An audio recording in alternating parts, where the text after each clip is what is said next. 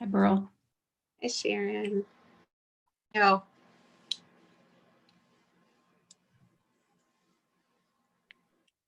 I guess I'm early. You're on time. Okay. It's funny. I don't know about you, but I'm someone who's like always early for everything. So being in this virtual world that we're in now, it doesn't really work yet. Like it didn't work before in person, but it really doesn't work. I know. I cannot, I get like, I physically get ill when I'm late. Same. I'm the same. It's awful. I know. That stems from our parents. I think when we were kids, we always were either early. We were always early. We were never on time. Yeah, the hardest thing, I don't know how the members of your family are, but in my house, there isn't one other person like that. So when we're all going places or when some of us, and it involves me, it's just me that's sick. Everybody else is like taking their time. It's not a big deal, Mom. What's the big deal? Hi, Chris. Hi. Hi, Burl. Hi, Sharon. Hi, Chris. How is everyone? Good. How are you? Great. Thanks for asking. Quite well. Quite well. Yep. I hear dogs barking. Let me just shut the door. That's why I like to work from school. If I'm at home, there's a cat walking across the keyboard. I didn't think that would be very appropriate this evening. Oh, it's reality, I think. We all have had all of the walls come down, of the walls that separated parts of our lives. They're gone.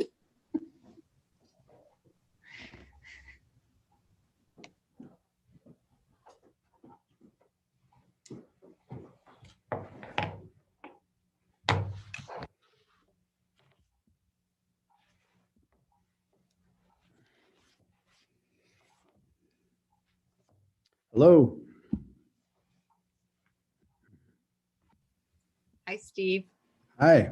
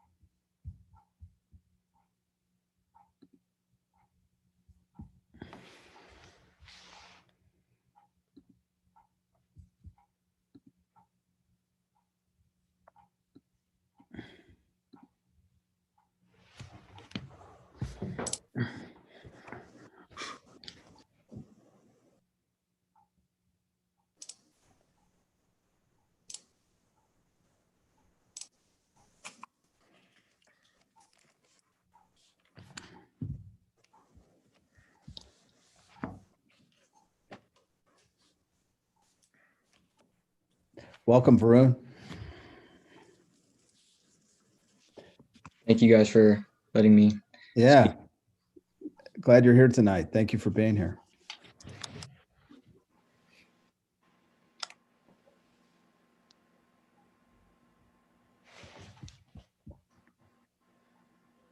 So I think, let's see, it's 6:30. I think we're all here except Jennifer.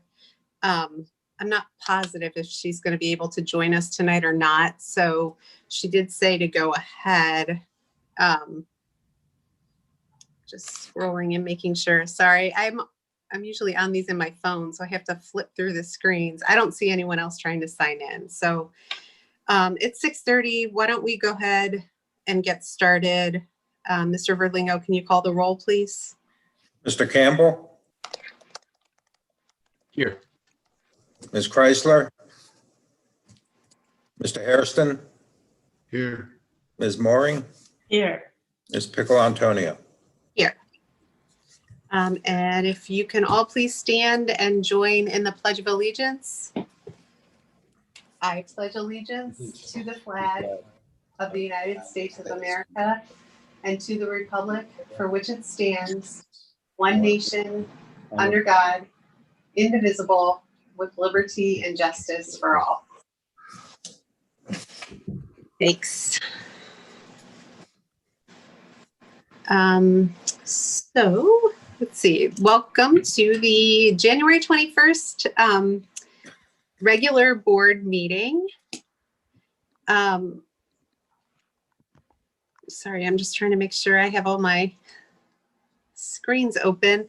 Is there a motion to approve minutes from the December 2nd special Board of Education meeting, the December 9th COVID Community Task Force Committee meeting, the December 10th special board meeting, the December 15th Finance and Facility Committee meeting, the December 17th regular board meeting, and the December 21st special board meeting? I'll move. I think I've got a motion from Mr. Campbell and a second from Mrs. Mooring. Looks good. Okay. Any corrections to any of those minutes at all? Any changes to be made? Okay. Mr. Verlingo, can you call the roll, please? Ms. Pickle Antonio, Yes. Mr. Campbell, Yes. Mr. Hairston, Yes. Ms. Mooring. Yes. Okay, we're on our favorite part of the agenda, the school and community reports and presentations section of the agenda. And it looks like our first presentation is from Mr. Barrett. So I will turn it over to you, Mr. Barrett. Thank you. I appreciate it. Well, January is Board of Education Recognition Month. And I just want to take a moment to recognize and thank all of you, our Board of Education. And so I'll start out by saying that the special recognition reflects so much about your combined commitment and leadership. You assure that our children succeed by helping us put policies and think about education. We've had to do so much of that during this COVID-19 crisis and make adjustments and be flexible. And so your commitment during this pandemic is especially just very moving to me, and incredible how steadfast you've been and committed to our students. School board members develop policies, but you also make tough decisions that help shape the future of our education system. You bear the responsibility with us for an annual budget of over $100 million and responsibility for 7,900 students and 900 employees and 11 school buildings. And you are elected citizens, you're volunteers. You make decisions, you give guidance that affect our children in their everyday lives, and you help build our community to make it better. Our Board of Education and hundreds like it across the country preserve the core of our democracy, public education. You ensure that decisions on school programming are made by people we've elected to represent our community's values, culture, and circumstances. The work and commitment from our board members over the last year has been amazing. It's been a very difficult year. The pandemic has placed challenges before all of you that are enormous, complicated, fraught with emotion and heartbreak, replete with constraints and challenges that limit our ability to serve our community in the way we'd prefer. All of us would like all of our students in school. I think we've learned maybe that we've taken in-person school for granted. And I remember the first day we were in hybrid and we visited buildings, and teachers described what it was like seeing kids come down the steps of the bus and bound into the building. It was something we hadn't seen since March, and it was October of this year. You have all persevered through things with remarkable commitment to our students and families, and we're grateful for your service. You've dedicated countless personal hours to ensure that the needs of our community have been met. So we salute your service to our community, your dedication to civic responsibility, and making education in Gahanna one of local control, where local decisions are made. I applaud your voices, your vision, and your commitment and your support. So thanks all of you. We really appreciate your service. Burl, Daphne, Brian, Jennifer, and Matt. Thanks very much. Thank you, Steve. I think this is probably a group of people that probably feel most awkward, which is weird because we did all have to run for public office, but serving as school board members, I'm going to guess that most of us feel pretty awkward about being singled out and recognized like that. So even doing it virtually, it still feels a little bit uncomfortable, but thank you. I know. Thank you. Was somebody else wanting to say anything? I was going to say thank you for the framed certificate that came in the mail. It's Yeah, very absolutely. sharp. Thanks. You're welcome. Yeah, Thank it you. was very nice. Thank you. So I'm going to try to not so awkwardly shift gears and move on to our student council representative. I know Jason Raymond had a conflict tonight, so he sent Varun. I don't know what role you occupy with student council, but I do know, and I hope I don't embarrass you right now, Varun, because if I do, my sons are probably gonna not be happy with me. But we have had the opportunity in the past to get to know your brother a little bit. And instead of talking about your older brother, because I know how much siblings love to hear about their siblings, one thing that I don't know if my board colleagues remember or not about Varun, but he was a national qualifier for the invention convention when you were in middle school at South? Yeah, sixth grade at South. Yep. So Varun, can you introduce yourself to us, tell us what role you play on student council, and then give us an update from student council? Definitely. Hi everyone, I'm Varun Mariala, and I'm a junior at Gahanna as well as the philanthropy officer in student council.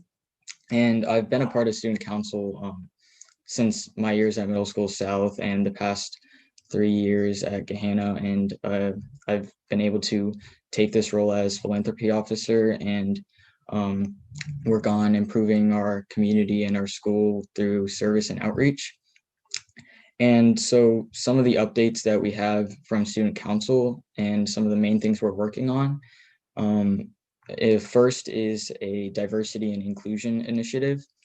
And what we're hoping to do is the first week of February, starting February 1st, we are going to have a diversity week where we're pretty much just bolstering the diversity that Gahanna holds and allowing students to spread awareness and spread their stories and experiences regarding their diversity, whether it be cultural, racial, religious. And we're currently allowing submissions through a form where students can submit artwork, poems, or any stories of experiences they have with diversity. And we are creating a platform where all of it can be seen through a website, and students, staff, and community members can just scroll through it and like understand other people's experiences, their cultures, their backgrounds. And it's just, our main goal is just to like bring us all together, promote unity, and allow people to understand each other's experiences and their backgrounds. So that will be happening that first week of February. And of course, the main goal is just to celebrate our diversity as well. Another thing we are working on is a week of miracles. And as you may all know, one of the main things Student Council does every year is Gahanathon, our student versus teacher basketball game, where we raise money for Nationwide Children's Hospital. And of course, like with the difficult circumstances this year, we're still hoping to do something like that if everything's okay in the spring. But to fundraise and spread awareness now, we are having a Week of Miracles, which will just be spreading awareness and a big fundraiser that second week of February, starting February 8th, I believe. And throughout that week, there'll be opportunities where people in the community and school can go to Mod and Canes, and if they mention Gahanathon or Week of Miracles, part of their order will be going towards Gahanathon. And also during that week, there'll be a Jeopardy competition after school, virtual, of course, and an Uno tournament where anyone in the community, wherever can pay to participate. It'll be like $3, and it'll pretty much just go in a tournament style bracket, and the winners will get prizes such as gift cards and raffle prizes we've gotten through our businesses in Gahanna, and Gahanna merch from the paw print. And throughout that week, we're pretty much just trying to fundraise and spread awareness for Gahanathon, because even if they aren't freshmen or they aren't new to the high school, a lot of people still don't really know about Gahanathon. So it's important to raise that awareness and also raise money, even if we aren't actually able to have our main event. And our administrator, Mrs. Newman, met with Mrs. Williams today to talk about our plans with that. So pretty much this upcoming week, we'll just be working on figuring out any of the challenges, setbacks we face, and what we need to change. So that's our second big thing that we're working on. And lastly, our wellness officer and her committee have been working on a bathroom beautification project. And it's pretty much just, the main goal is just to make sure all students feel safe in like throughout every corner of our school. And a lot of times, if someone's having a bad day or is upset, you'll see them just try and get away from stuff and go to the bathroom. So we're putting QR codes in the bathrooms where people can access them, and it'll take them to our counselors' information, and they'll be able to figure out who their counselor is and set up a scheduled meeting with them. And also we're putting positive messages, uplifting messages on the stall doors, and we're working with Fab Lab and Swag to do that, and just like throughout the bathroom and also the school in general, so that everyone knows that they are safe in Gahanna, and if whenever they need any sort of help or assistance, our counselors in our school are always there to do so. So that's another thing we've been working on. And other than that, that is pretty much it. And I just wanted to thank you guys for letting me speak here and for all the support you guys have given Student Council throughout the years. Thank you so much, Varun. That's a great idea about the QR codes. I mean, the more ways that we can make it easy for people to know who to go to and how to get there, I think the better. So that's great. I will tell you the same thing that I always say to Jason, which is that we are more than happy to have you stay with us for this whole meeting. So feel free to stay with us, but I don't want you to feel like you have to. So if at any point you want to leave the meeting, don't worry. I mean, you're fine to stay or go whenever works for you. Does any? Yeah, Just thank you guys. I have a speech and debate meeting to, and That's So, what I wasn't sure when your speech and debate team meetings were. Max has his on Tuesday, but you are more than welcome to go. It was great to have you here. Thanks. We're going to move on then to the Gahanna Jefferson Education Foundation, and I know Sharon Tomko is here. Yep. Good evening, everybody. Thanks for having me. I like to call this Gahanna Gala Gab because that's all we're talking about now. And it's really hard to believe that we are 30 days from opening up our silent auction this year. Just kind of crept up on us with this whole virtual thing. Trisha and I are trying to wrap our heads around what this is going to look like this year. So it's a totally different, obviously, event being virtual. And our silent auction will be open for a whole week versus just a couple days. If you've attended in the past, we've opened our silent auction a couple days ahead of the main event. But this year, you're going to get an entire week to bid. So it'll open up on February 20th with our live show on February 27th. And our live show will be produced by Mark Lowry, our TV studio teacher, and we'll also have the help of some students. So we're very excited to work with him. He has been such a help to Trisha and I. This is way out of our comfort zone. And so having someone that's experienced in this realm has been so comforting to us. We'll also have an MC for the night because, again, Trish and I are not comfortable being in front of the camera for 45 minutes. It's Blake Baker, if you're familiar with him. Blake is a Gahanna grad. He's very comfortable in front of the camera. He went to OU for that very major, and he has been a part of OSU media presentations for quite a while. So anyway, we're excited to have an MC for the night. And one of the things that we are excited about is we've reached out to a number of teachers across the district and asked them, would you be interviewed?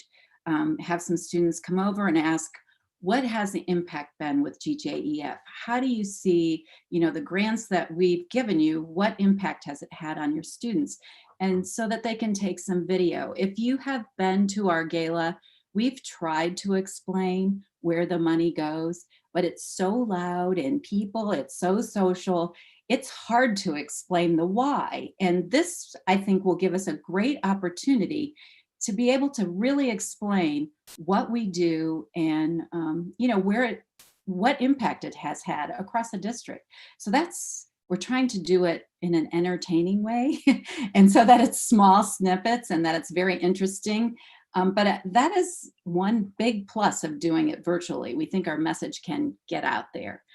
I know our board is so supportive of us. You're sitting there thinking, how can I help? So I sent all of you the flyer this afternoon. So please, one of the things we need is for people to register. It's free.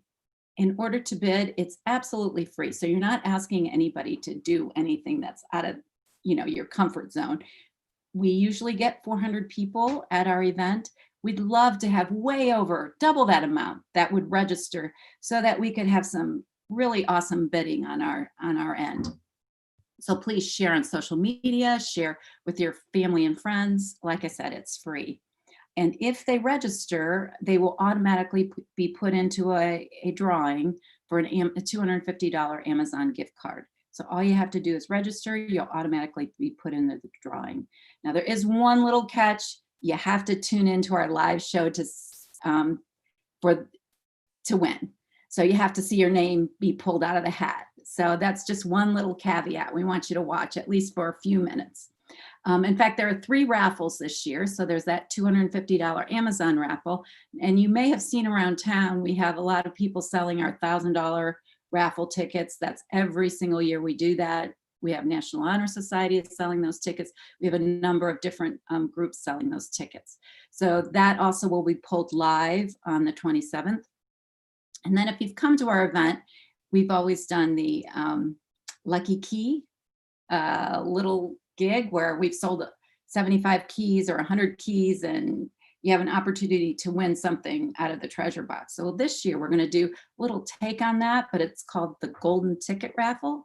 So we won't sell any more than 100 of these golden tickets.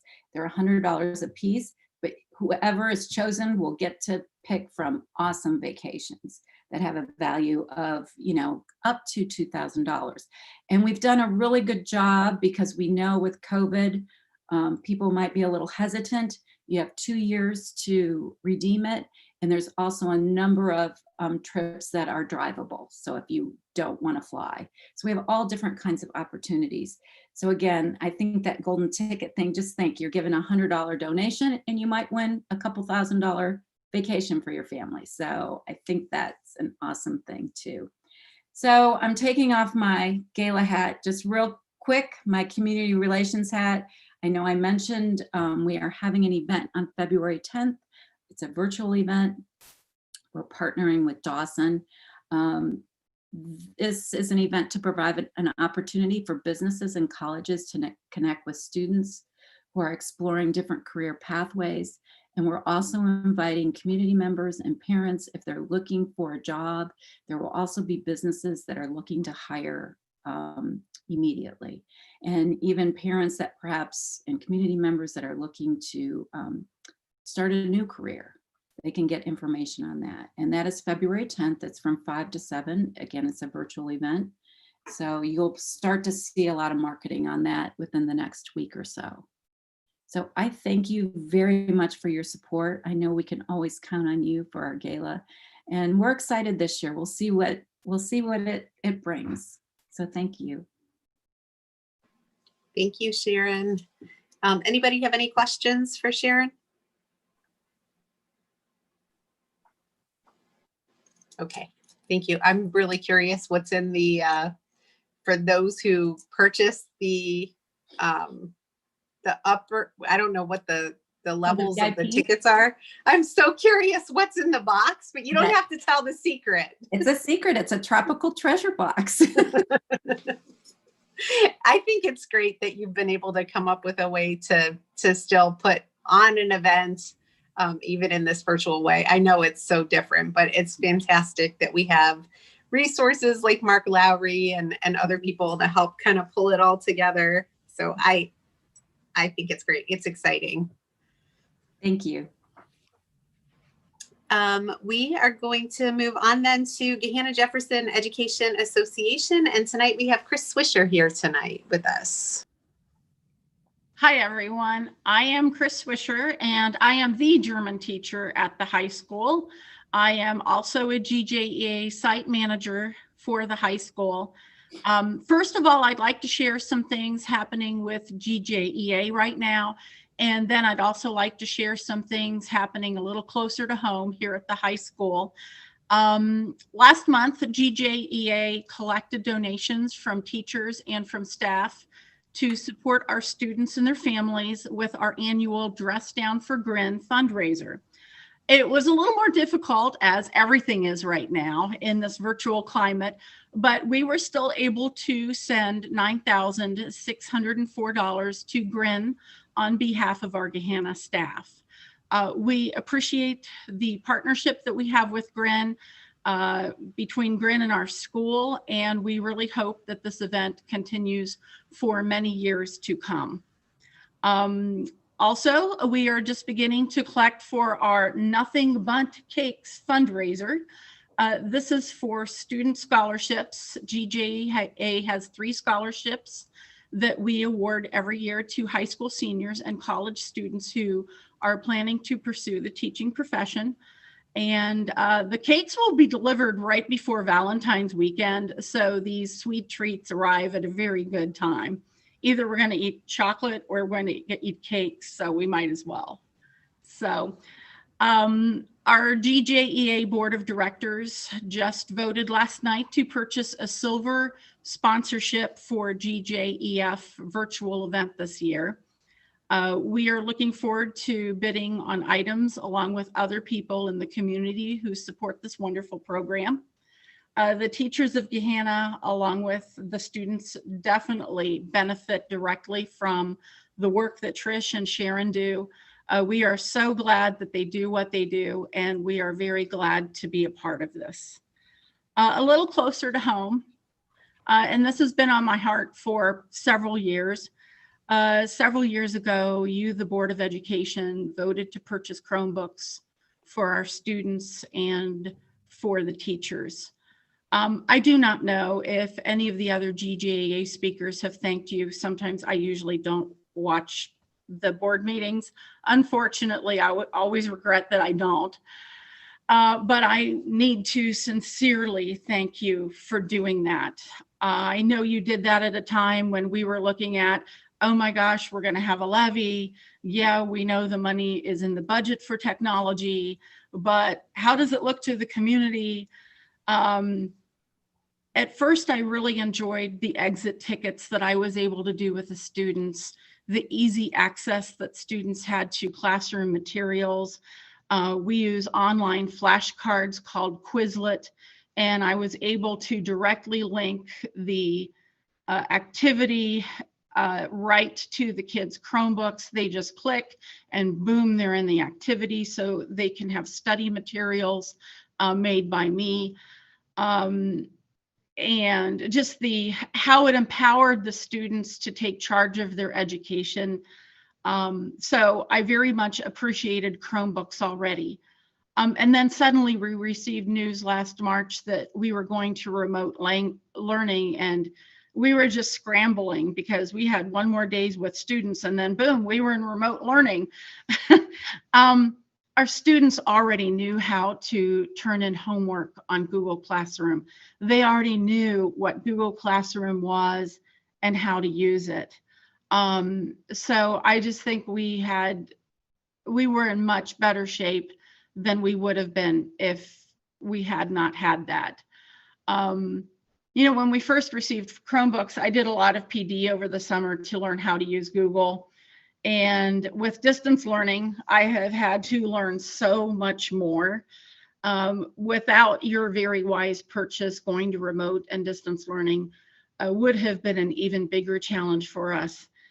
Still, even today, every day it's something new. Every day I'm learning something new.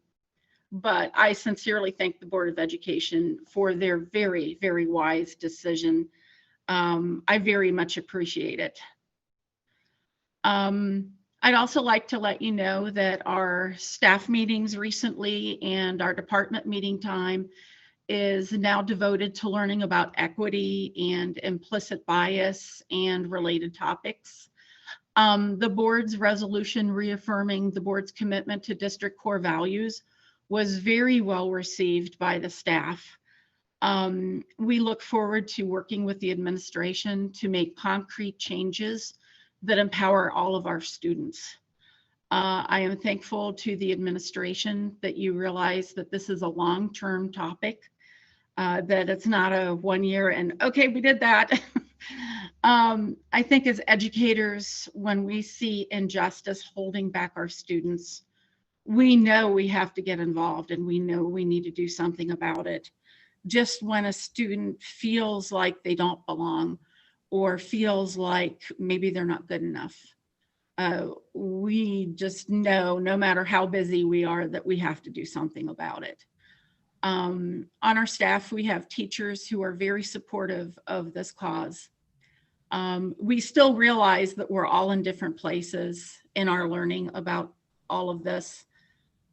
So we all kind of have to be forgiving of each other. But I think we're all growing in the right way. Lastly, I just wanted to let you know that here at the high school, the kids are wonderful about safety protocols. I thought we would be struggling with, you have to wear a mask, that's just the way it is. There's not one student that I've seen that is resistant to wearing a mask. Everyone helps to clean up. If you say, no, you need to scoot your desk back just a little bit, you're too close to this other student, they scoot right back. You know, I'm used to kids sitting right next to each other in class, and they're accustomed to that too. And when we came in this year, they were so good about, yep, this is where my seat is. Yep, they've got the desks 6 feet apart, exactly the way it's supposed to be. We all do our part to do social distancing. We all use hand sanitizer, and the kids are just wonderful about helping out with everything here at the high school. And I feel like I've been talking forever, but I think that's all I have. So. Oh, sorry. Just trying to get myself off mute. Thank you so much for being here tonight. Well, thank you very much for what you guys do. And I've been thinking about my thanks for the Chromebooks for quite a while. So. Yeah, I mean, I don't think any of us in the whole country or world imagined that we would be where we are when we made the decision to go one-to-one. But yeah, I think you're right. I mean, as it turned out. Well, the kids help train each other. If one student didn't know how to do something, I'd say, hey, who can help so-and-so with this? And somebody would volunteer because I probably didn't know how, because I'm trained on the teacher version. So they got training in class, because if we just said, okay, everybody's getting a Chromebook in the mail, good luck, kids. Right. So it was perfect timing. Thank you, guys. Yeah, thank you. Thanks, Thank you. Chris. And I just want to point out that as you know, I know you mentioned the foundation as well, but the foundation was really the foundation of getting Chromebooks out. So Sharon and Trish and you know, that innovation really led us to be one-to-one. And so thank you for saying all that, Chris. It was awesome. nice. Yeah. And thank you very much for your sponsorship for this year. We really appreciate it. Thank you. I'll pass that along to GJAA, to the rest of the board members. So I am going to say to you, Chris, and to Sharon, the same thing that I said to Varun. We would love to have you stay with us. We also understand if that's not something that you have on your agenda for tonight. So feel free to stay or go whenever is good for you. We're just happy to have you here to give us updates. I do need to get going. So thanks for your understanding. Absolutely. We're going to move on to our committee reports, and we will start with Finance and Facility Committee. I'll turn it over to you, Mr. Hairston. Okay, thank you. Thank you. We met on the 19th. The first discussion or item of discussion was the December financials. They said the estimates are actually trending a little higher than anticipated. There was some discussion about House Bill 751 as far as the reduction in the evaluations. There was also brief discussions regarding the COVID relief. I think there was about 4.3 million in receipts to be had. We went on to discuss like a budget reserve policy. You know, our goal is to actually have, I guess, 60 days in cash on hand and so forth to pay for expenses. In what we actually decided to do was table it for now until we decide if that's going to be a policy. But until then, I guess we're going to just be looking at it or viewing it as a guiding principle versus a policy. There was talk about the bonds and COPS issuance. You know, we are currently at a AA2. Apparently, I guess between December 4th and March 24th, there will be an update. And we are close, I guess, to an offering statement about the 29th. I guess the completion is about the 29th for a rating call for bonds, and the 17th, an actual offering. There were no significant advances or transfers. The treasurer indicated that the budget will be completed before the deadline. And we had a brief discussion regarding the auditor state's report being a part of the next finance committee meeting or prior to the meeting. And that was pretty much it. Thank you. The next one is Policy and Governance Committee, Mrs. Moore. So the only thing I will report is our next Policy and Governance meeting is scheduled for next Thursday at 6:30, and invite anyone who wants to participate to join us for that. Thank you. And then the last board committee that we have is the Student Learning and Achievement / COVID-19 Community Committee. Mrs. Chrysler is not able to join us this evening, but I will just say that committee actually has not met since our last board meeting. Our next committee meeting is next week on January 27th at 6:30 p.m. I know this can get I think it gets a little bit confusing to not just everybody out in the community, but also to us. We have several COVID committees. There is one board committee though, and that meets monthly. We also, inside of the district, there is an internal task force that meets every couple weeks. That task force has met in the interim, and there will be an update from those task force meetings at the community committee meeting, which is next Wednesday. We also, I'm not going to go into the details of all of this, but there are a lot of other, as you might imagine, a lot of other internal COVID related task forces within the district. But the monthly committee meeting is the district's opportunity to let the community know about all of the things that are going on in all of those internal task forces. So if you're interested in what's going on in the district related to COVID, that is a committee meeting that I would encourage you to attend. And I'm just going to use this little bit of space that I have to make sure that everybody, if anyone's out there watching, you can join our committee meetings. You can either watch them stream live on YouTube, but you can also request to join and participate in those committee meetings by filling out a Google form. It's on the board's meeting website.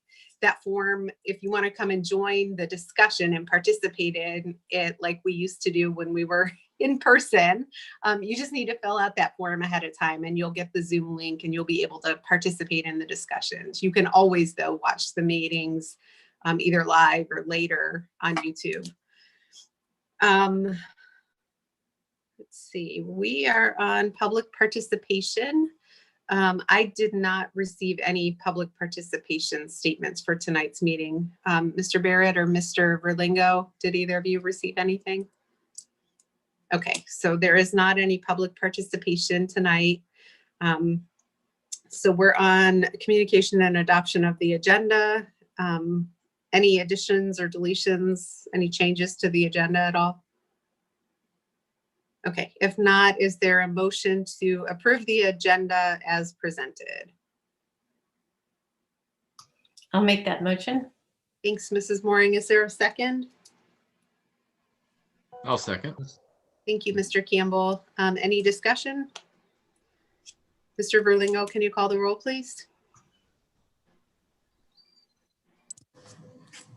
Okay, Ms. Mooring, Yes.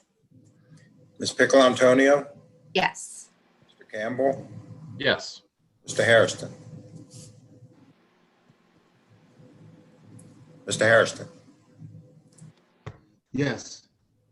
thank you. Okay, we are on to the superintendent's report. I will turn it over to you, Mr. Barrett. Thank you. I want to share something. We have a new microsite that I want to share. I know board members have seen one iteration of it, but I want to share with the community this microsite that we've created to help. I'm going to share my screen to help with understanding the COVID, the things that we're doing with the pandemic. So can everybody see this COVID updates? Okay. So we have created this site because what was happening, I think we just did our 87th communication this year. And so what's been happening with FAQs and a lot of the letters we've written and the changes and things like quarantine were on our website, but they were maybe just accumulating and not, it wasn't necessarily easy to find things. And so we want to have as seamless a process as possible if people need information. So there's information here on academics, our learning plan, whether it's distance or hybrid, on our school meal program and transportation.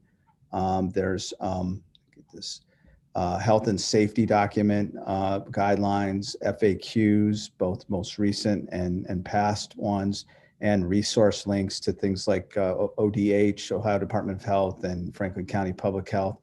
And then here's support, tech and distance learning support, mental health support, and school nurse support. And so our most recent communication was about, so here's our current dashboard. And we still have high quarantine numbers for students and teachers. We're in our third week of hybrid learning after winter break. I really appreciate everything our principals and our teachers and our custodians are doing to keep kids safe. So we really feel like we can operate safely with wearing masks and practicing social distancing and hand sanitizing, and they're all doing a great job with that. Our most recent communication has a change from Franklin County Public Health in the quarantine procedures. The state did a study guided by the Ohio Department of Health. And so here, I won't go over this whole chart, but things have been changed. So if the close contact procedures for the classroom, the guidance for that, if we're wearing masks and we're 6 feet apart, even if a student or teacher has COVID, we're going to be able to keep kids in school. So that should help us. This chart lays it all out. That should help us reduce the quarantine numbers. And so I'm really excited this has gone live, and I think it's going to be very informative, and we'll keep it up to date and not let things accumulate. We want to make it crisp and clear and easy for people to find information. I have just a couple more things I want to talk about, and then Jill Elliott's going to talk about a couple things as well. Steve, can I ask a question real fast? Yeah. Uh-huh. When, Yeah, go ahead, Daphne. when you had the list of numbers and it says students in school, 8. Oh. Are we, I mean, that would read to me that there's 8 kids with COVID in the school. Yes, in the school district, right. And a total in the school district cases. But they're not in school. No, but they are, of our student body, we have 8 students that have tested positive. Okay. They're in quarantine. I'll study that a little further. It looks a little confusing to me, right? Because Okay. it says they're in school. Oh, okay. Do you see what I'm saying? Yeah, I do. Okay. Yeah, we could take a look at that. So just a couple more things. I want to talk about Lincoln Elementary. A lot of the finish work is taking place. So we're marching toward the finish line. LED lighting is in. Lots of painting is happening. The tile has gone in the restrooms. And March 1st, we're going to be assembling furniture. I really appreciate the work of Scott Lofton and Aaron Winter. They have taken that on. And so originally, the construction manager at risk, Cornica Cozing, was going to do the furniture, but we've done lots of furniture installation in our district, and we're saving, I think, up to $80,000 by taking it on ourselves. And so they're going to guide that process with Educational Furniture, a company we've used in the past. And then also Matt Blackwell is working hard. They're doing a lot of the tech installation, and that is helping us stay on budget. So I really appreciate the work of Matt as well. Want to talk just a second about the vaccine. We have filled out several surveys with the Ohio Department of Health, Franklin County Public Health, the Ohio Department of Education. We had another one today with the ESC. We know the governor is committed to having students go back to school. There are still some districts in remote learning. And the form we filled out from ODE is said that we would be in school at March 1st. We are, and you either have to be in hybrid or a full, some smaller districts can actually be in full time. So we filled that out.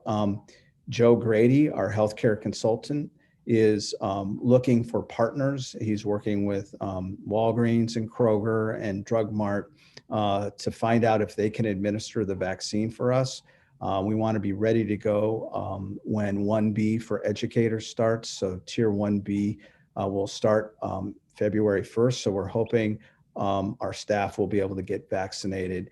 And that means everyone. That means our teachers, our bus drivers, our aides, our custodians, our substitute teachers.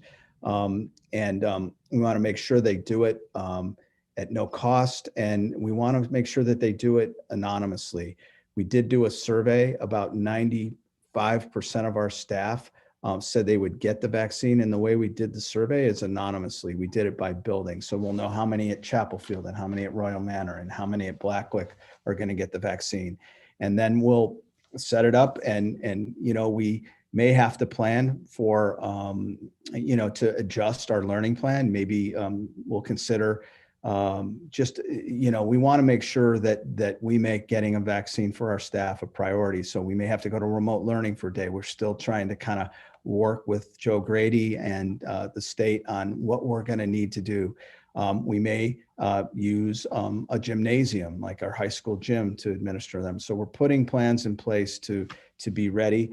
I'm happy to report that about 170 of our teachers in 1A. So it wasn't just teachers, it was nurses, nurses aides, clinic aides, and you know, our staff that works with medically fragile students.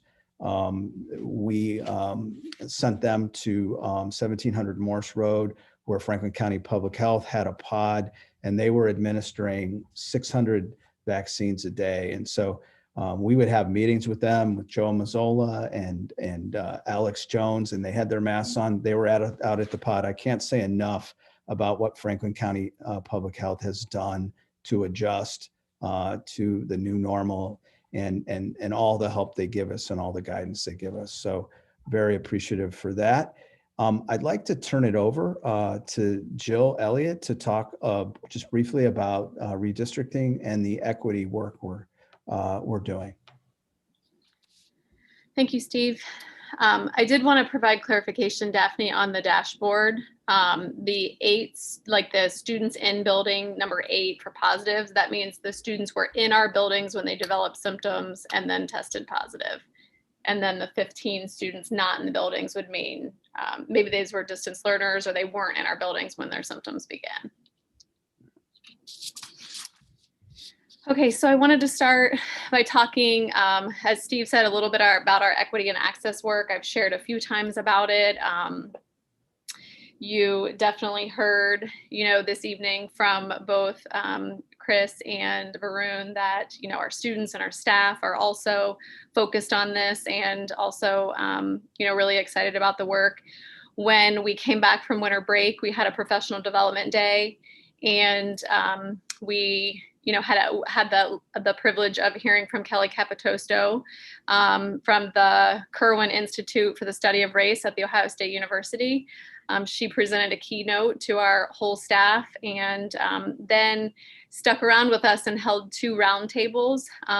Teachers had the option to join a roundtable or do independent work as well. And we had 187 staff members at one point choose to stick around for that keynote, or I'm sorry, the roundtable discussion after the keynote. So we were really pleased about that. A lot of really great discussion and energy. And overall, the feedback from that PD day was very positive. We had a chance to look at it with PDAC a little bit last week, and we'll be reviewing the comments a little bit more the next time we meet. Our equity team is working on finalizing some communication information that we're going to be sharing with the broader staff next week. I think I previously had talked about the team looking at data. That data has been shared with our teachers, and our teachers have had a chance to really take a look at the board's resolution. And now we are going to be expanding and inviting our staff to join action teams that will then expand to students and parents as well, joining those action teams.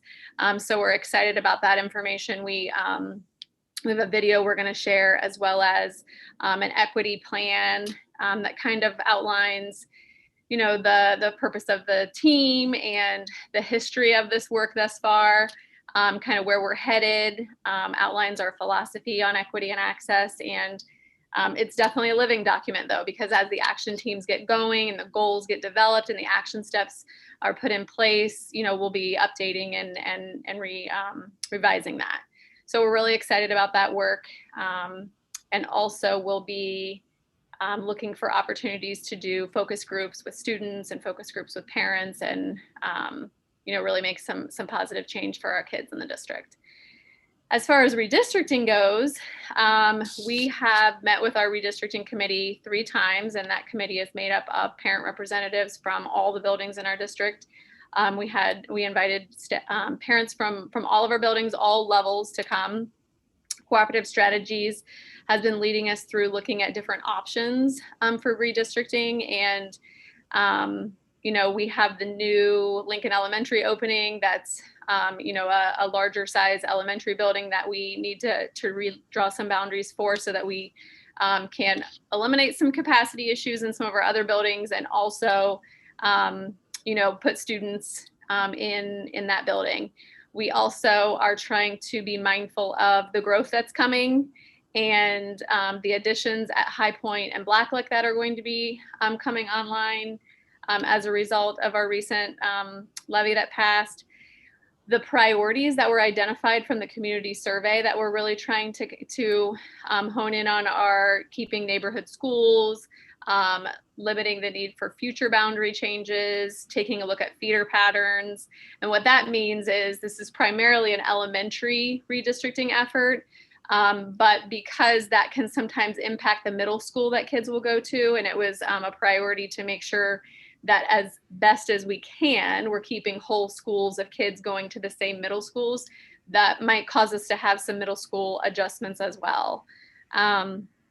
Right now, it's been a very interactive process. The committee has, in real time, Scott Leopold has been moving, plots of land or neighborhoods and land plots, and so that they can see in real time, what does that do to the enrollment here? What does it do to the diversity here? What does it look like, on this side of town when we make some shifts? And so we have things narrowed down to a couple options, and we'll be sharing those with the community very soon for some feedback. As well as offering focus groups opportunities for anyone that wants to come and hear a little bit more about the process, provide some more feedback. And then, we will take that feedback, consider those points, and then narrow it down to one recommendation. I did an interview yesterday that we'll be sending out to the community, just kind of front load the survey. And, anyone that maybe hasn't watched a board meeting and doesn't, necessarily know it's coming, to just kind of give that heads up and help them understand the why and what the process has looked like. We certainly want to be transparent. We want everyone to feel like they can, provide feedback, but we also know that when boundary changes happen, it's very emotional. It's very hard. And so, we just want to be as transparent as possible. And I'm sorry. The last thing is we're still on track for a final recommendation that we would share at the February board meeting. Excellent report, Jill. Thanks very much. I also want to mention that the staff, Lisa Kelly, our mental health coordinator, our tech team, created a video of our students where they talked about their experiences here. Some things that happened regarding bias. It was a very honest look at what some of our students go through. And we really want to make sure that we can build a sense of belonging for all students. And that video was just very moving for us all. And we'll send it to you so you can take a look at it.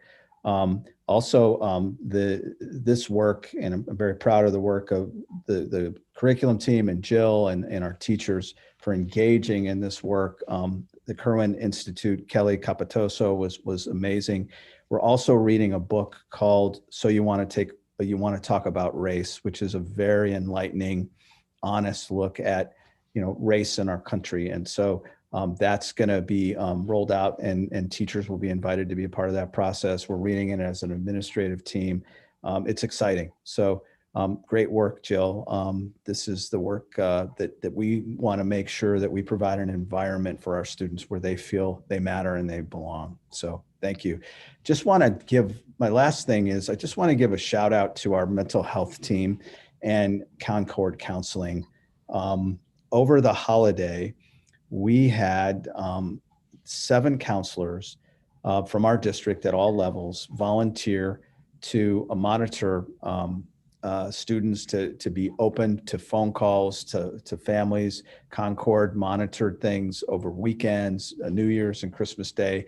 And just we provided a way for families to reach out if students were having struggles with depression and anxiety and angst. And a lot of parents took advantage of it, and our counselors were able to help folks and help kids and help families and show them where to get help.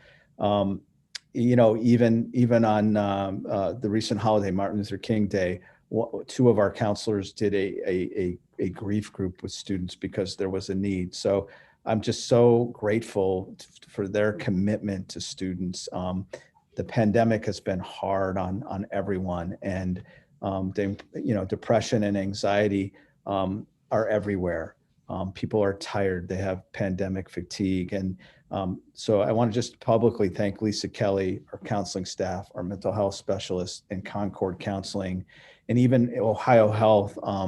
They have sent grief counselors in to help us as well. So very proud of our team. We're trying to think out of the box, and this monitoring could be something that we keep going because we see a need for it, and families are using it. So thanks very much. That concludes my report.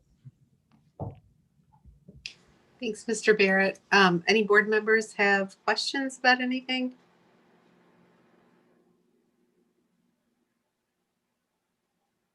Okay. There's so much good that is going on. And I know how much work is behind every single one of the things that you all talked about. So I know we very much appreciate all of the work that you put in, that the staff puts in, that our parent volunteers and community member volunteers who come in and serve on some of these committees put in. It's just,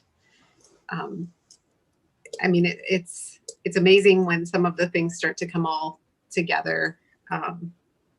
Jill, when you were talking about redistricting, I was just thinking about the last time we went through this and how it kind of looked different. It sounds like the process. I know that it's always an emotional process, but it's nice to hear about the process that we're using this time. And it sounds like there's been a lot of engagement and a lot of hopefully communication so that it's not such a surprise to people.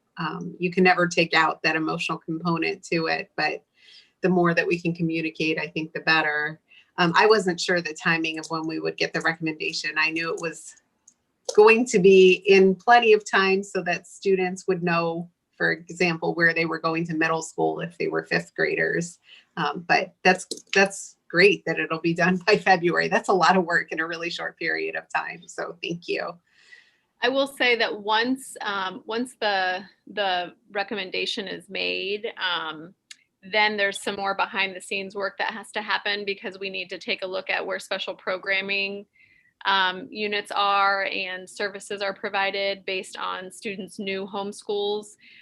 So the goal is to get some final communication to families around spring break time, if not sooner, but that's what we're thinking right now. That's great. if nobody else has questions, we will move on to the treasurer's report. Mr. Verlingo? Yes, thank you. So we only have two items this evening. One is the financial report for the month of December, and then the list of donations. Addressing that one first, there were a number of donations from various members in the community and businesses to either schools directly and or to clubs and activities. We did receive from Jefferson Township 20,000 masks to use in the schools, 10,000 K95 and 10,000 child masks. And that was a 10,000 plus donation of funds that they had received and could not use. So we're able to pass on to us. Hey, Mike, I'm sorry to interrupt your report. Can I just give a shout out to Jefferson Township for the PPE they gave us, and they came out and delivered it, and it was really nice. They didn't have a need for it, and we'll put it to good use.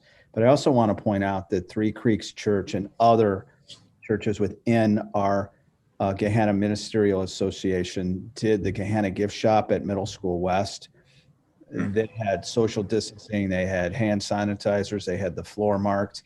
I went to it. Families were coming,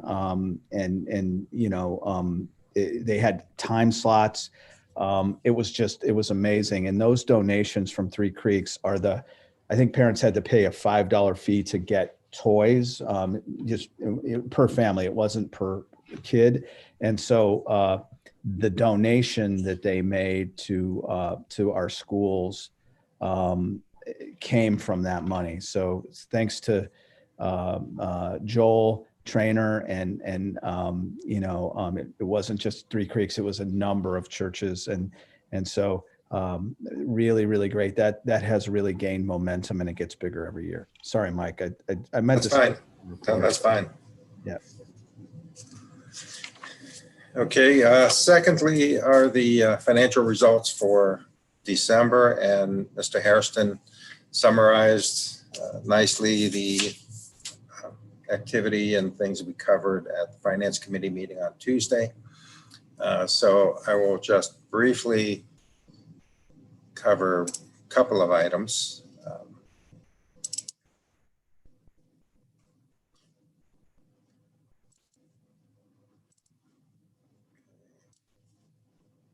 See if I can share my screen.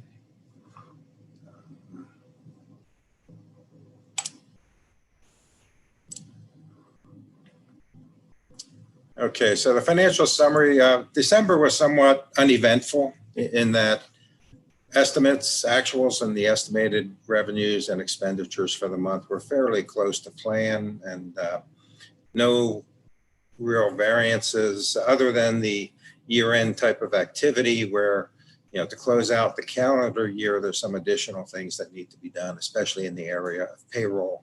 As you can imagine, closing out for IRS purposes and also for pension purposes, and balancing so that W-2s can then be created. There are some additional steps in the process at the 6-month, halfway through the fiscal year in December, and then certainly more activity to close out the year in June for the total fiscal year. Cash balances are still healthy. We are cyclical in that we tend to receive most of our receipts in the first 3 months of the 6-month half-year cycle due to collection of tax receipts. And so July, August, September are typically much higher than what we would receive in October, November, December. So you can see receipts for December were only 1.2 million, which is 1% or so of our estimated receipts. But again, we plan for that cyclical nature, especially to make sure we have enough cash on hand to meet operating expenses, because those tend to be a little less cyclical. We also talked about, which Mr. Hairston mentioned, House Bill 751. This would allow businesses, commercial and industrial properties to file for valuation reductions based upon the impact of COVID. If that does occur, we would experience a loss in revenue from what was forecasted. But hopefully that's not a significant number, and it really cannot be determined at this time until we see how many filings are actually made to the county auditor. As far as COVID relief funds, we have been allocated $4.3 million, and that would be shared between us and community schools, charter schools, and others, students from the district. So I don't have a good solid estimate on what that amount will be for Gahanna, but we certainly will in the near future. But it'll be, well over $2 million that we would have coming to us to cover additional COVID expenses in the coming years. Expenditures, we're on estimates. We're still about $1 million, 900,000 under prior year. And due to the academic environment, obviously we're seeing some savings when it relates to transportation, things like fuel and bus maintenance and that type of thing. Utility costs are some down, temporary services are down. So that attributes to some of the underrun.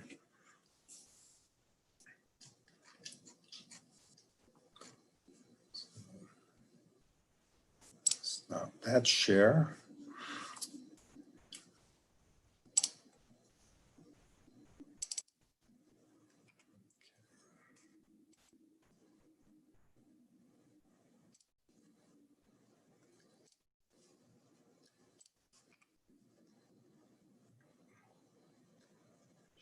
Screen. Oh, it's not there.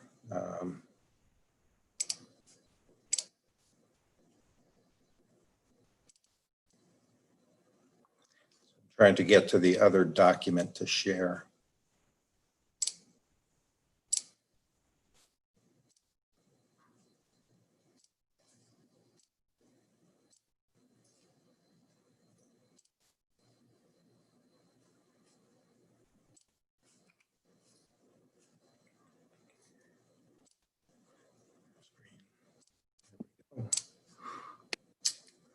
Okay, can everyone see that?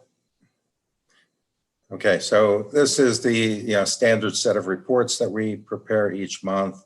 And just to share the summary page, you can see on a December year-to-date basis, again, no real change from prior months. So the variances have not moved much in the last couple of months. So we still remain about 1.7 million over estimates year-to-date, mostly attributable to the tax revenue sharing and TIF payments. On the negative side, while there's positives and negatives associated with that line item that are ongoing, we get notified of settlements that occur so that we may recapture revenues that were not paid in prior years once a settlement occurs with a firm that had their valuations adjusted or failed to be adjusted.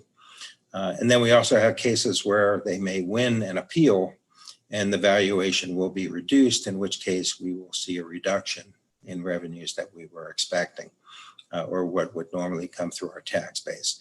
So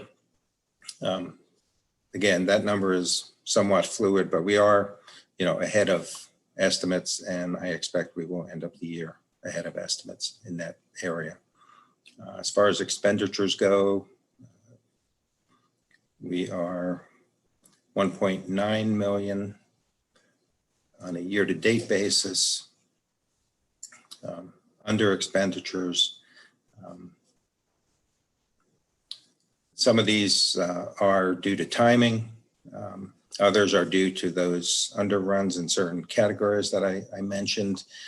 As far as headcount related expenditures, I do expect we'll end up 200,000 to 300,000 under estimates for the year, unless we see a significant increase in the number of retirees, which could lead to higher severance payments, and that would impact that line. So again, no real risk in terms of being over estimates, I think, at this point.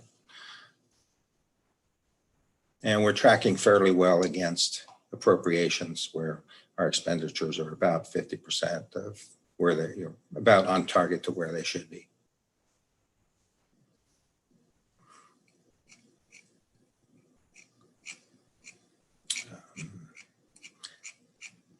On cash balances, investments have not moved much in the last few months, not much in the way of maturities. The total cash, in terms of most of it being invested, we have started to draw more against the Red Tree funds, and we'll be drawing another 2 to 3 million of that as we continue in February. I'm sorry, in January, in order to continue to pay the construction firm, since that building will be completed by June. Other investments, again, we just try to keep funds invested to earn as much as possible.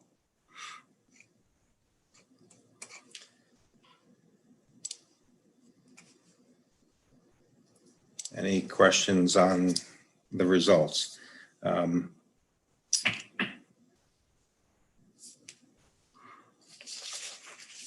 The other items that we spoke about, the bonds and cops issue update, we're making progress. Mr. Hairston mentioned about the official statement that is substantially complete at this time.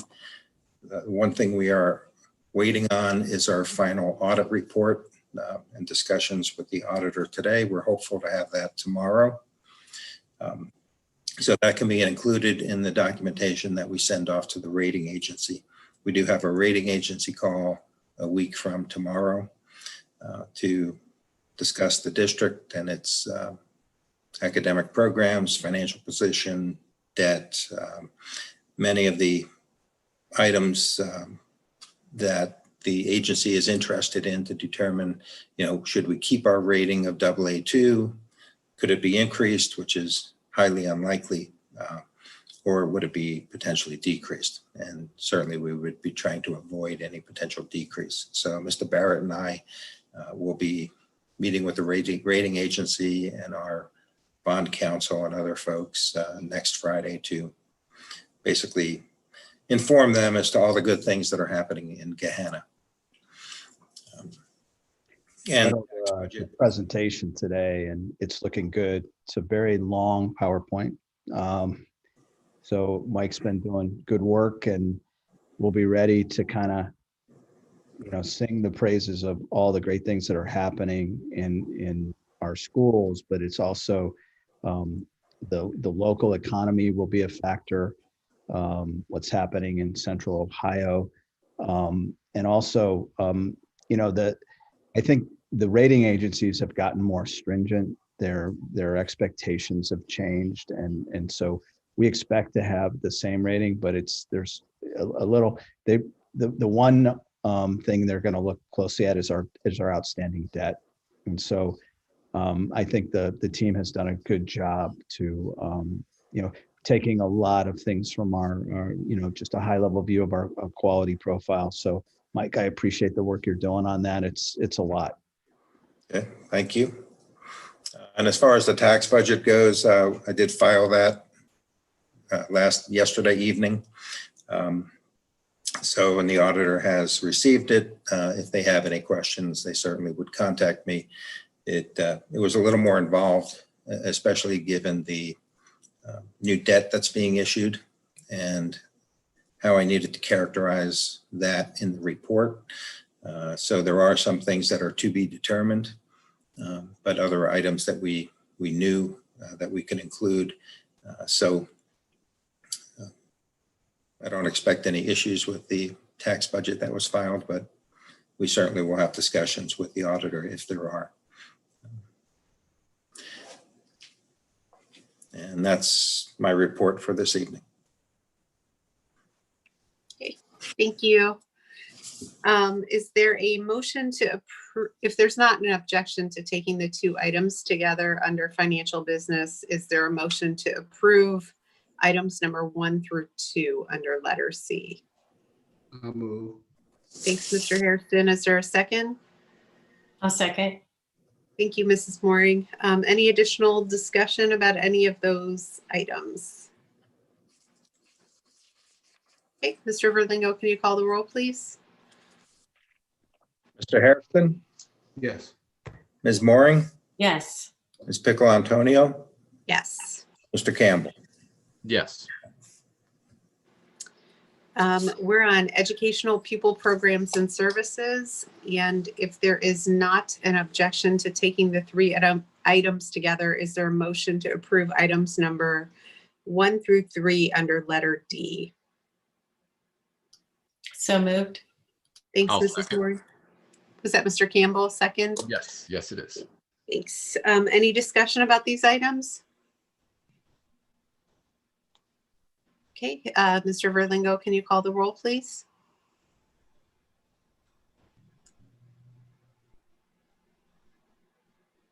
Mr. Hairston, Yes. Ms. Mooring, Yes. Ms. Pickle Antonio, Yes. Mr. Campbell. Yes.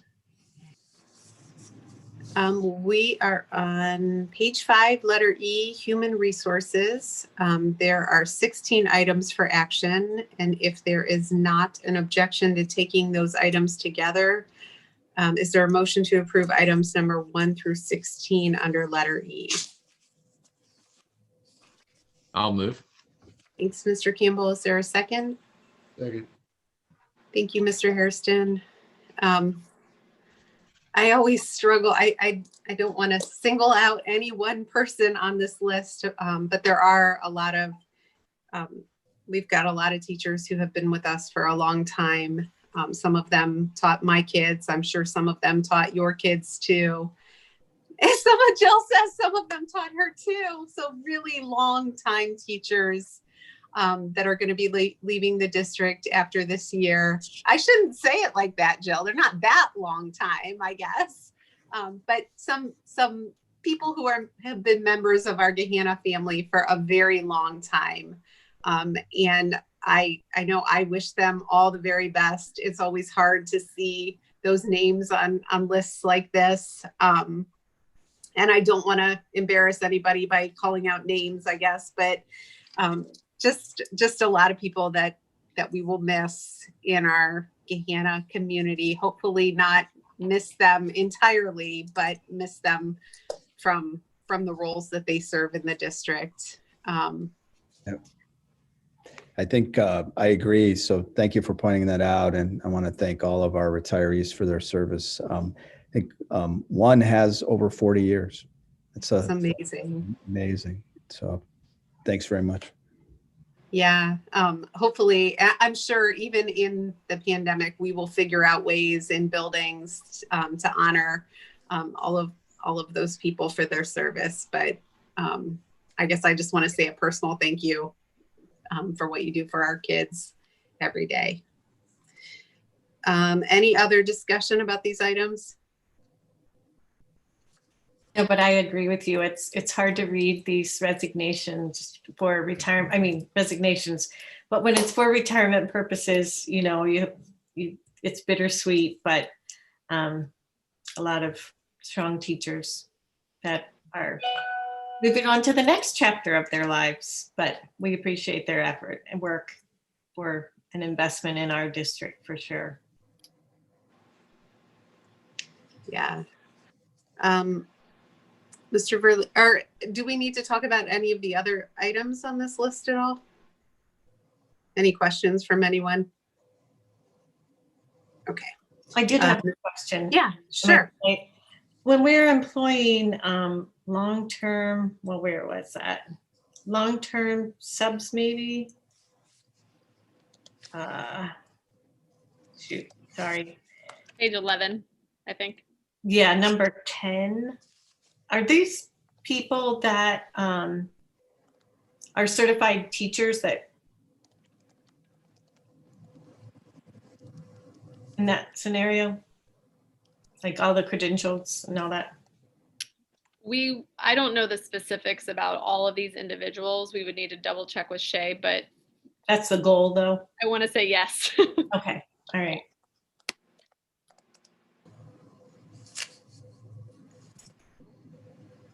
Any other questions, comments? Okay, Mr. Verlingo, can you call the roll? Mr. Campbell, Yes. Mr. Hairston, Yes. Ms. Moore, Yes. Ms. Pickle Antonio. Yes. We are on letter F, general business, and there are 3 items for action. If there's not an objection to taking those items together, is there a motion to approve items number 1 through 3 under general business? So moved. Thanks, Mrs. Mooring. Is there a second? I'll second. Mr. Campbell? Any discussion? I guess let's just go in order. I'm not going to read the resolution acknowledging Public Education Week, but I do want to make sure that we point it out. We have passed a resolution like this, at least for the past, I don't know, more since I've been on the board. I think we've passed a resolution like this. This year, Public Education Week is February 22nd through 26th of 2021.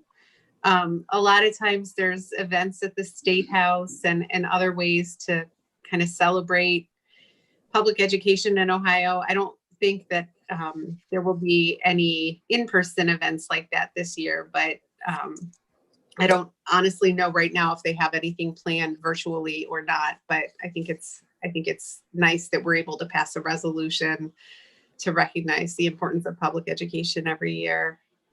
Mr. Baird, do you want to talk with us about item number 2 or 3 at all?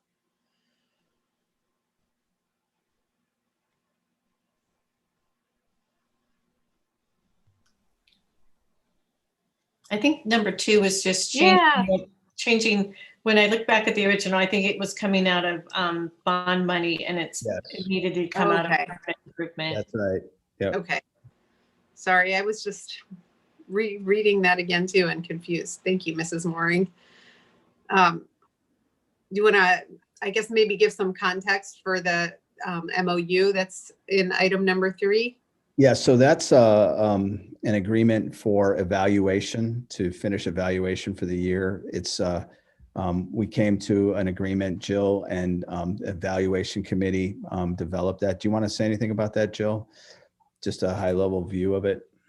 Yeah, we met as an evaluation committee with the passage of House Bill 404. There were some, flexibilities given considering the changes in learning models that school districts have been experiencing. And so we worked out an agreement with GJEA related to, in some instances, teachers for a variety of reasons choosing, to have their evaluation cycle rolled over to next year. So teachers have been kind of completing a survey to indicate, where they fall in that, pattern. And so some teachers will continue with the evaluation process. Some will roll over to next year, depending on their given circumstances. And I think that's the gist. Thank you. Any other questions, or any questions, I should say, any comments? Okay, Mr. Verlingo, can you call the roll, please? Ms. Pickle Antonio, Yes. Mr. Campbell, Yes. Mr. Hairston, Yes. Ms. Moore. Yes. We are now on board reports and discussions. So I think I've been promising for a couple months that I would give a legislative update after the lame duck session was over. So I'll try to be as brief as possible and give just the review of the bills that did end up getting signed by Governor DeWine that were education related at the end of the year. So House Bill 409 is a bill that was signed by the governor that modifies student attendance requirements. Oop, is somebody unmuted, or is it me that's echoing? Sorry. It modifies student attendance requirements at certain e-schools, changes education law for 2020-21 school year to provide additional flexibility to districts and relief during the COVID-19 pandemic, and provides some flexibility regarding educational requirements of substitute teachers for the 2020-21 school year.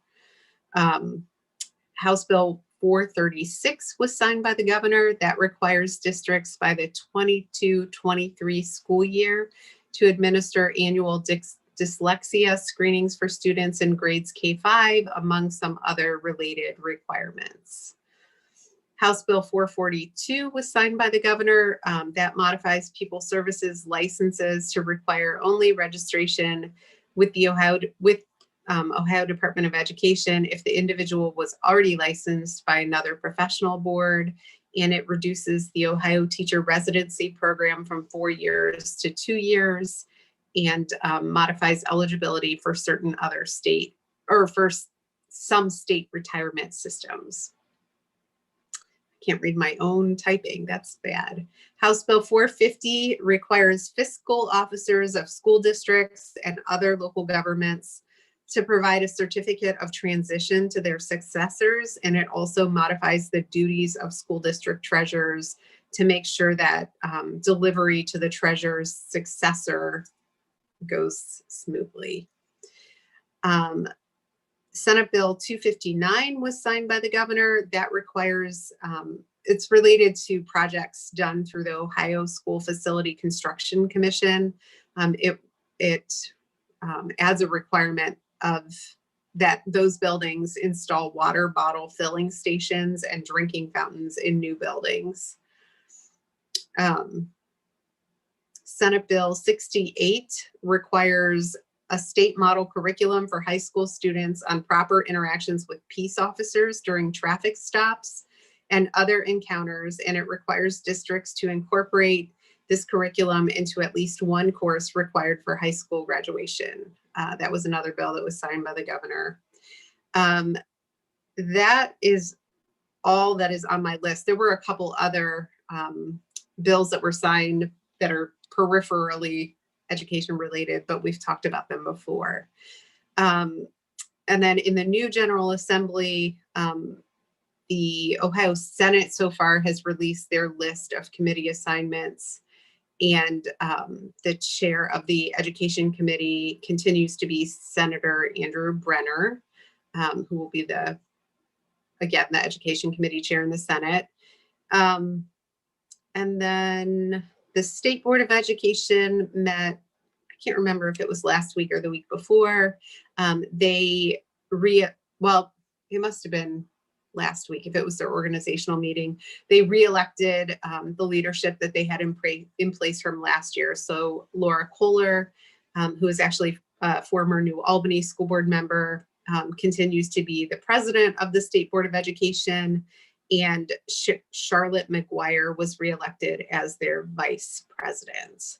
I'm not going to talk very much about this, but I will mention that President-elect Joe Biden announced the American Rescue Plan, which is a proposed federal COVID-19 relief package.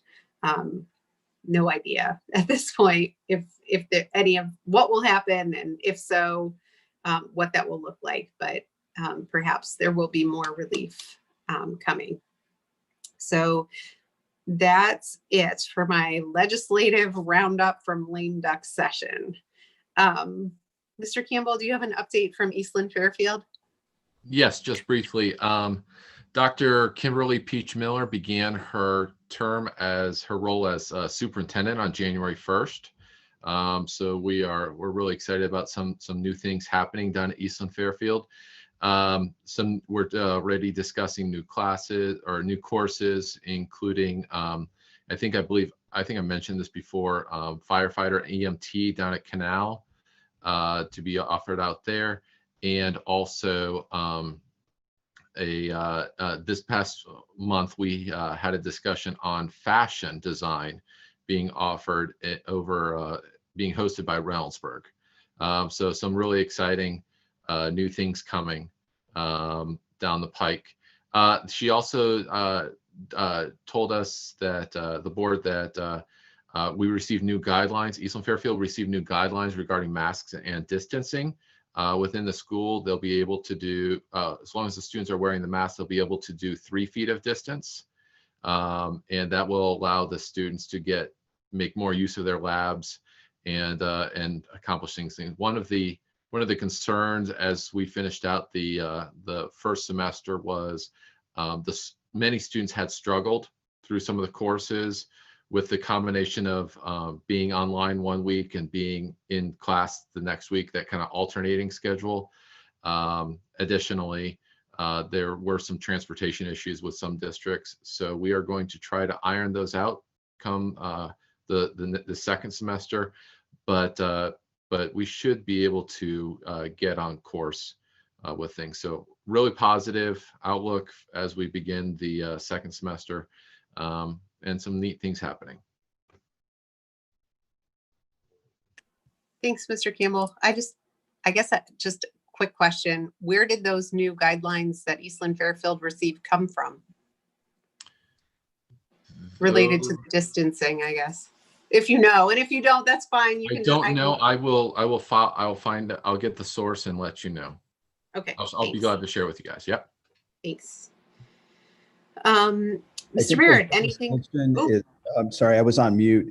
I think their jurisdiction's Fairfield County Public Health. That's what I was wondering. Yeah. Thanks. Yeah. Mr. Baird, anything from Gahanna Parks and Rec? Yes. So the golf course had one of its best years ever. It's outside, and I think folks felt that it was safe to play, and so the numbers are up, and that's a good thing. The golf course pro shop has been remodeled. Parks and Rec will be hiring to add employees to fill open positions this spring, and this is an amazing number. The senior center provided 2,945 meals during 2020. Thank you. That's great. Do they deliver those meals to seniors? I wonder. I don't even know. I think so. Yeah. No, That's people drive fantastic. by and pick them up. Oh, okay.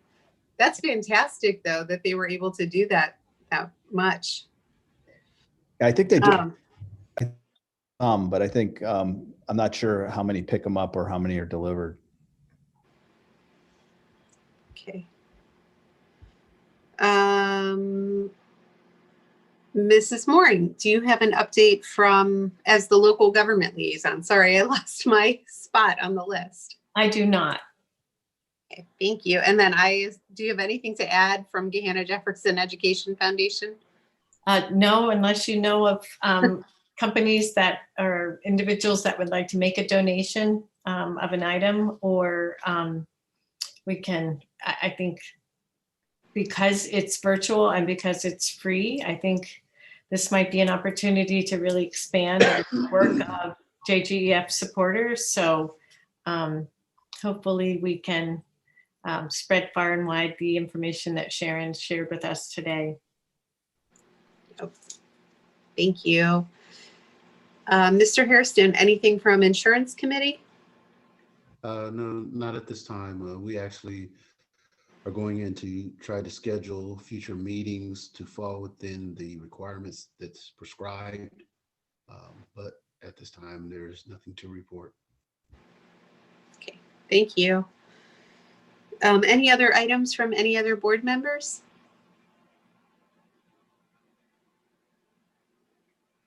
Okay. Is there a motion to go into executive session pursuant to revised code 121-22G5 for the purpose of discussing matters required to be kept confidential by federal law, rules, or state statutes? I'll move. Thanks, Mr. Campbell. Is there a second? I'll second. Thank you, Mrs. Mooring. I will just give my usual spiel, which is that for tonight, like most of the times that we go into executive session, we will be leaving this virtual meeting space and going into a separate virtual meeting space. We have to come back into public session to adjourn the meeting, but there is no other board action that is anticipated to be occurring after executive session. So if you're watching the live feed, you can continue watching. We will come back, but only to adjourn the meeting. Any other discussion? Okay, Mr. Verlingo, can you call the roll, please? Ms. Mooring, Yes. Ms. Piccolo Antonio, Yes. Mr. Campbell, Yes. Mr. Hairston. Yes. Oh, and I don't know if you saw Mr. Verlingo, but Mrs. Chrysler is here now. I think she joined the meeting about 15 or so minutes ago. Oh, I didn't see when she joined. So, Ms. Chrysler, would you like to vote? Sure, I vote yes. Okay. So it is 8:05 p.m. And we are going to go into executive session. Make sure that you completely leave out of the Zoom link and then come meet us at the other virtual meeting space. Thanks.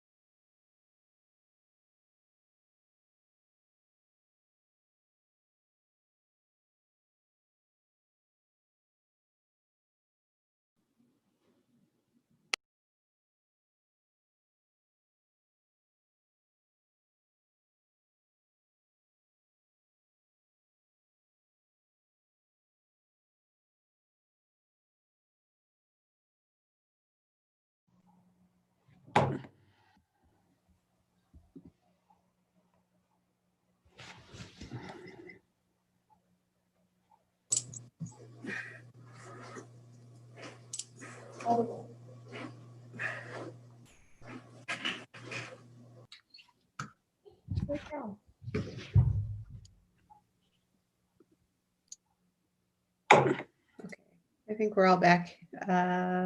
It is 10:13 p.m. and we are out of executive session. Sorry, I have an echo. I think I got it off. Is there a motion to adjourn? I'll move. Thanks, Mr. Hairston. Is there a second? I'll second. Thank you, Mr. Campbell. Any discussion? Mr. Verlingo, can you call the roll one last time? Mr. Hairston, Yes. Ms. Mooring, Yes. Ms. Piccolo Antonio, Yes. Mr. Campbell, Yes. Ms. Christ. Yes. And we're adjourned at 10:13. 13. Night, everyone.